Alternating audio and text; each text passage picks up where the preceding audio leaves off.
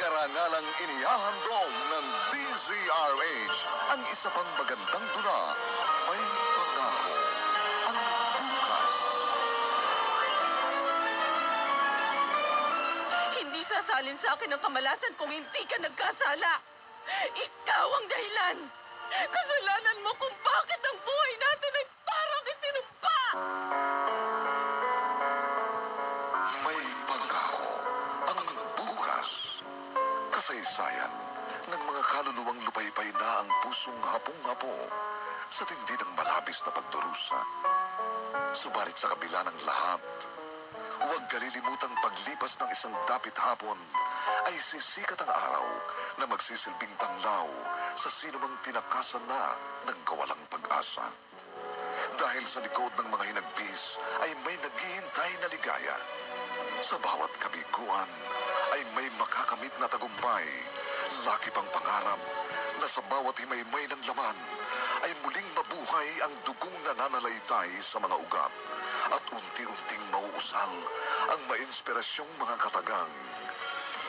May Pangako, ang bukas. May Pangako, ang bukas.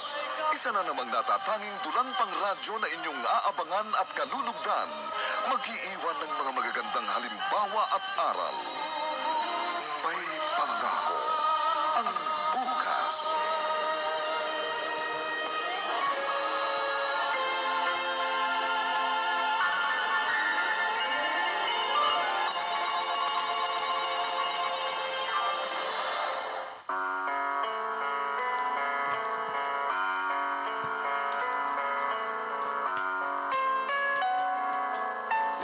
Magandang umaga sa inyong lahat, mga giliw naming taga-subaybay. Narito na po ang aming tampok na kasaysayan sa linggong ito, pinamagatang Kasalanan Mo Kung Bakit ang Buhay Natin ay Parang Isinumpa. Dito pa rin sa ating natatanging dulang, May Pangako, ang bukas.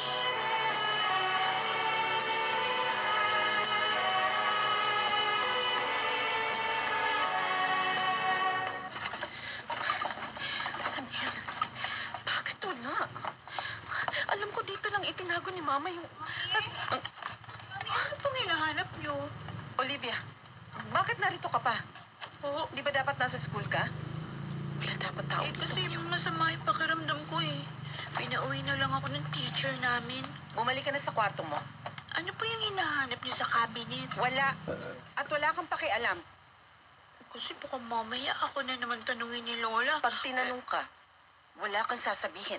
Pero... Wala kang sasabihin. Aray! Naiintindihan mo? Nasasaktan ako, Mami, yung braso ko. Lalo ka masasaktan kapag nagsubong ka sa lola mo. Mami! Ito na lang relong tong dadalhin ko. Mami! Kay Lola! Wala kang nakita at wala kang isusumbong. Ha? Sigurado hanapin ni Lola yung relo? Ano sasabihin ko? Paano ko paliliwanag na si Mami kumuha nun?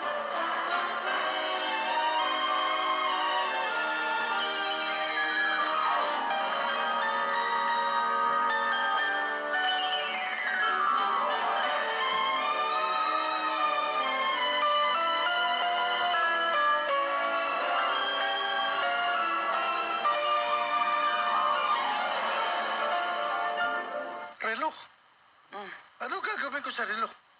Yan na muna ang ibigay mo sa pinagkukunan na ginagamit natin. Clara, ang kailangan natin pera, hindi relo. Eh di gawin mong pera. Anong ginagawa ng sanlaan? O kaya ibenta mo? Sigurado ka bang may halaga ang relo ito? Nelson, regalo pa yan sa mama ko. Kaya sigurado ako may halaga yan. Sige, subukin ko isang la. Pag wala tayo na pala rito, kailangan humanap ka ng paraan, ha? Para may pambili tayo ng ekis at bato.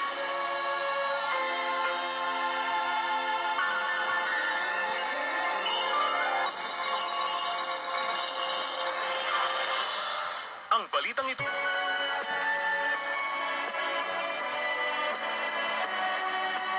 At ngayon, balikan natin ang tampok na kasaysayan sa ating dulang.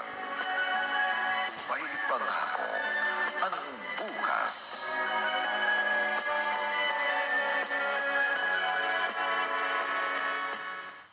Ay, Diyos ko.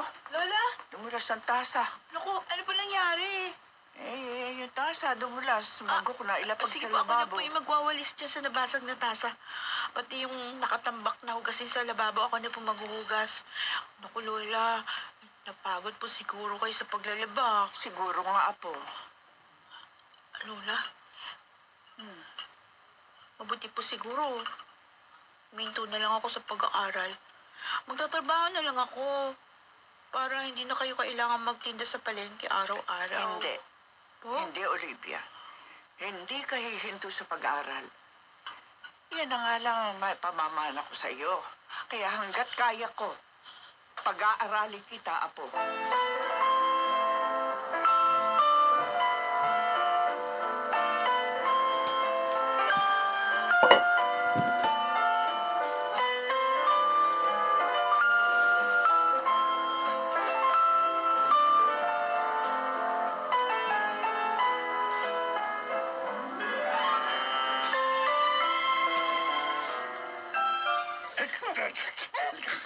Ginamit mo rin ako, Clara. Mismo ang baklang supplier mo nagsabi sa akin. Kapag bangag na ako, ibinubugaw mo ako sa kanya para makakuha ka ng dagdag na gamot. Yan! Hayop ka! Pareho na tayo, hayop! Ngayon, kung hindi mo gagawin ang gusto ko, ikaw mismo ang ibibigay ko sa supplier ko. Nagkakaintindihan ba tayo? Hindi! Hindi ko gagawin ang gusto mo! Hindi. Ha? Ano ang gusto ko? Ikaw ang kukuha sa anak mo o ako mismo? Tanda mo ito. Alam ko kung saan kayo nakatira. Hindi. At nasisiguro ko na hindi pa sila umaalis sa lumang bahay na yun. Nelson, wag! Ha? Wag! Parang awa mo na. Ipagawa mo na sa akin ang lahat. Ha? Huwag mo lang pakialaman ng anak ko. Wag si Olivia! Wag ang anak ko!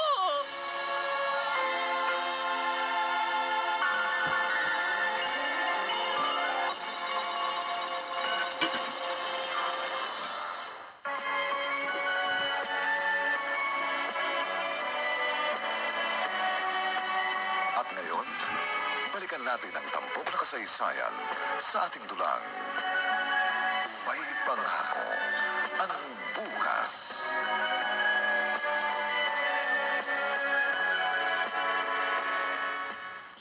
Magsabi ka ng totoo, Olivia. Lola, Sino ang sumira ng lock sa cabinet ko? ako po. Bakit? Bakit mo gagawin yun? Lola, Hindi ka nagsasabi ng totoo. Kilala kita, Apo. ako po talaga. Kinuha ko po yung relo kasi dahil Umuwi dito, mami mo, hindi ba? natatakot po ako. Ano pa kinuha niya rito? Ewan ko, hindi ko po alam. Nakita ko lang po yung relo. Talagang nasira ng ulo ng mami mo. Pinagbantaan niya po ako. Pagka doon nagsumbong ako sa inyo, sasaktan na naman niya ako. Hindi na siya makakapasok dito.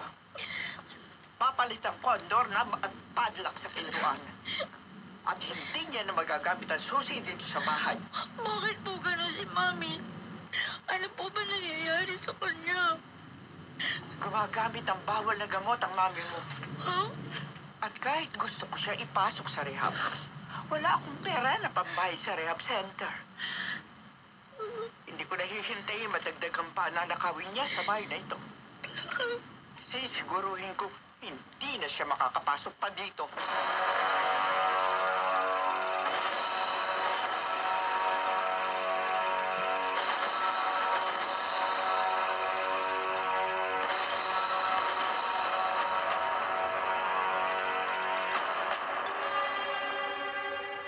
Oh, ito ay papalit ko sa doorknob mo, ha? Ipa-duplicate mo itong susi para kay Olivia. Salamat, Kuya Roman. Hindi ko naman maintindihan kung bakit sinisira ni Clara ng ganun ang buhay niya, eh. Dati naman siyang naghahanap buhay, di ba? Nagkaganyan siya mula lang umuwi galing sa Japan. Oo. at hindi na nakakuha ng bagong kontrata. Ay di sana nagtinda-tinda na lang siya. Kesa maging pabigat sa'yo. Pati tuloy ang anak niya si Olivia, napabayaan niya. Sa akin na talaga lumaki si Olivia. Ay, nakakawawa naman yung apo mo. Apo natin, kuya. O siya, sige, ayan. Tapos na yan. Naikabit ko na yung bagong doorknob. Salamat. Pero kung ako sa'yo, Perla, gawin mong nararapat. Ipadampot mo sa pulis si Clara pag bumalik dito. Para sila magdala sa kanya sa rehab center. Pero kuya, Hindi naman lahat ng rehab center may bayad. Oo nga, kung iisipin, parang hindi maganda na ipadampot mo ang sarili mong anak. Pero kung sa ganung paraan siya titino, kailangan mo yung gawin.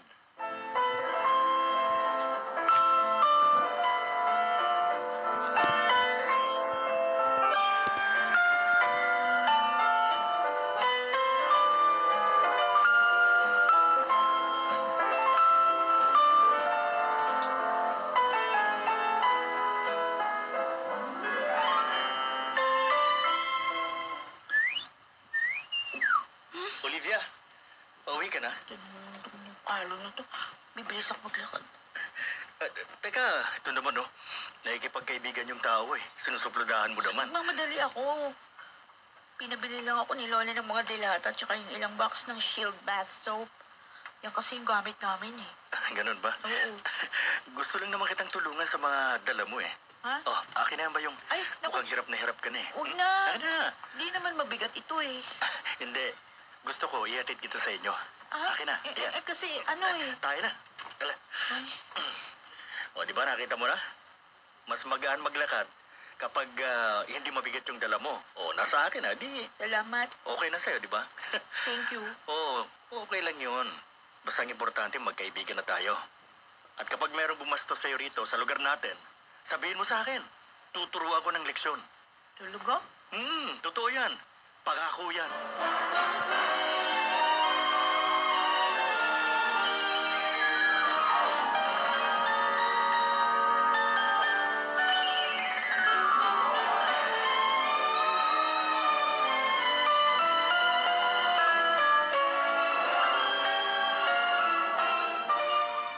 Ano? Si Olivia? Teka, bakit ang anak ko? Bubut na bubut si Olivia. Magugustuhan siya ng supplier natin. Hayop ka? Anong palagay mo sa anak ko? O bakit? May pagkakaiba ba kayo? Hayop. Sabi niyo, ba't mo ako sinampal? Anak ko ang pinag-uusapan natin, Nelson. Hindi siya laruan o kagamitan na pwede mong ipambayad kapalit ng bawal na gamot. Doon din naman ang punta nun eh. At sigurado ako, gagamitin mo rin ang anak mo. Katulad ng ginagawa mo sa sarili mo. Hayop Kaya ka! sigurado ko, Hayop! tumigil ka na. Hey, ha? Ha? Ako ang masusunod. Ha? Naintindihan mo? Ako ang masusunod.